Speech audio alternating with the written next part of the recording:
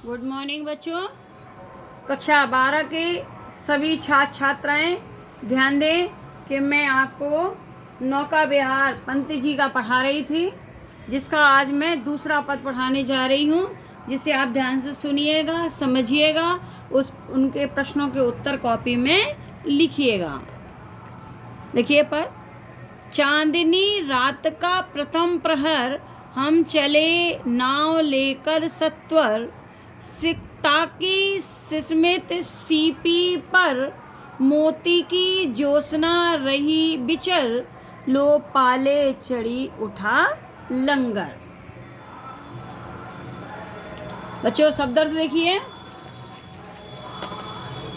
कवि ने प्रस्तुत पंक्तियों में चांदनी रात में किए जा रहे नौका विहार का बड़ा मनोहर चित्रण किया है। कवि कहते हैं, कवि चांदनी रात के प्रथम प्रहर में नौका विहार के मनोरम दृश्य का वर्णन करते हुए कहते हैं, कवि पंत रात के प्रथम प्रहर में, चांदनी रात है और रात्रि का प्रथम प्रहर है।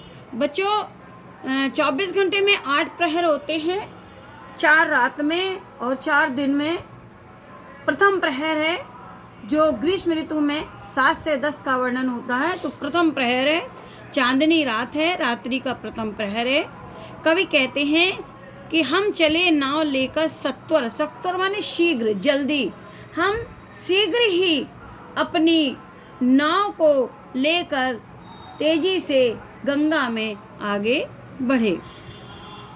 गंगा के तट का सौंदर्य वर्णन करते हुए कवि कहते हैं कि गंगा का तट का ऐसा सुंदर दृश्य लग रहा था, जिसका वर्णन करते हुए कवि कहते हैं कि चांदनी रात में गंगा का दृश्य प्रथम प्रहर में ऐसा सुंदर लग रहा था। उस सुंदरता का वर्णन करते हुए कवि कहते हैं, सिकता माने बालू, सिस्मित माने अधखुली, ज्योत्सना माने चांदनी, विचर रही माने प्रवेश कर रही। कवि कहते हैं कि बालू पर पड़ी हुई सिस्मित माने अधखुली सीपियों पर मोती के समान चांदनी प्रवेश कर रही है। चांदनी प्रवेश करके मोती के समान उन अधखुली सीपियों में प्रवेश कर रही है।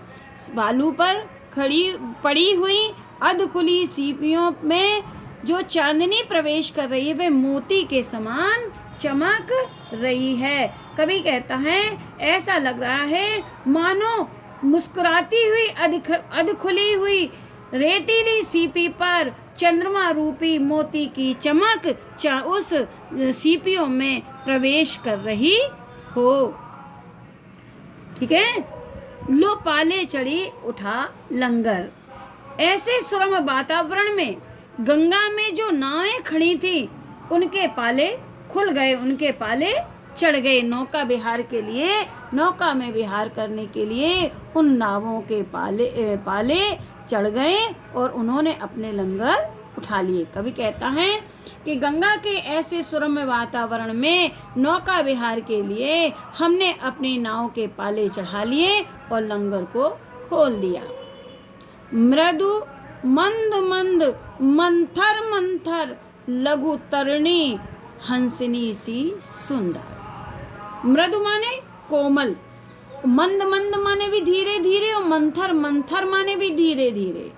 यहाँ पुनरुक्ति अलंकार है। लघु माने छोटी, तरणी माने नाव, हंसिनी सी सुंदर उपमा अलंकार है। लघु तरणी, हंसिनी सी सुंदर। देखो इसमें आपको कौन सुंदर, लघु तरणी, ये उपमेय है। किसके समान? हंसिनी के समान, ये उपमान है।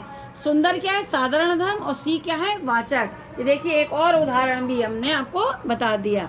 अब अर्थ देखिए, उस मृदुल गंगा में, उस मृदुल धीरे धीरे बहती हुई गंगा में, मंद मंद धीरे धीरे बहती हुई गंगा में, मंथर मंथर धीरे धीरे चलती हुई लघु तरणी, छोटी सी नावें हंसिनी सी सुंदर, हंसिनी के समान सुंदर लग रही थी।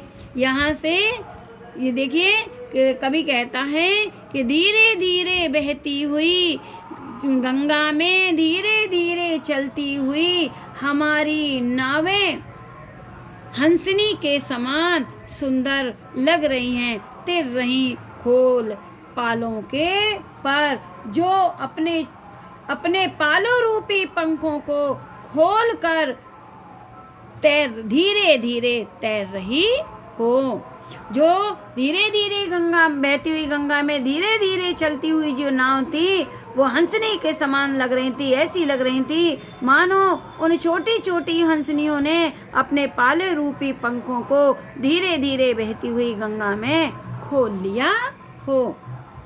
तिर रही खोल पालों के पर, जो हमारी छोटी नाव है जो हंसनी के समान लग रही हैं, हंसनी के समान सुंदर लग रही हैं, ऐसी लग रही हैं मानो इन छोटी छोटी हंसनियों ने अपने पालों रूपी पंखों को खोल लिया हो और वह गंगा में धीरे धीरे तैरने लगी हो।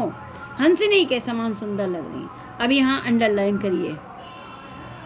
निश्चल जल के सूचि दर्पण में, ये चारों लाइन है, इसकी ही अंडरलाइन की व्याख्या करनी है आपको। निश्चल जल के सूचि दर्पण में, सूचि माने पवित्र स्वच्छ, दर्पण माने शीशा जिसको अपन देखते हैं, आईना कहते हैं इसे।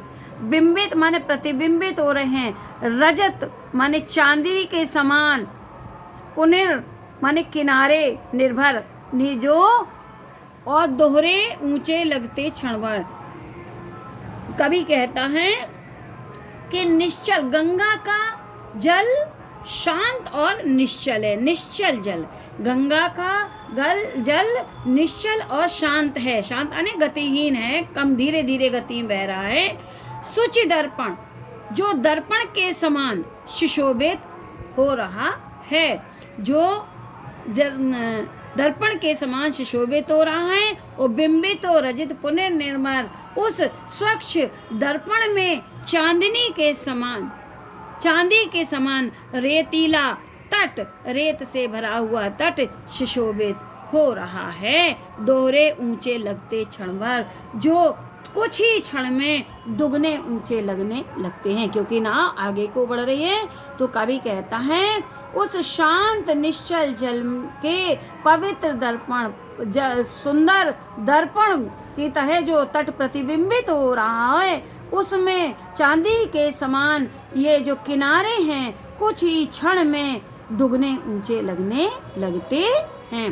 कैसे लिखेंगे? कवि कहता है निशांत जल के, शांत निश्चल जल की गंगा की धारा बह रही है और उस निश्चल पवित्र दर्पण के समान जल में गंगा के रेतीले तट चांदी के समान सुशोभित हो रहे हैं, प्रतिबिंबित हो रहे हैं। दोहरे ऊंचे लगते क्षण भर, जो कुछ ही क्षण में दुगने ऊंचे लगने लगते हैं।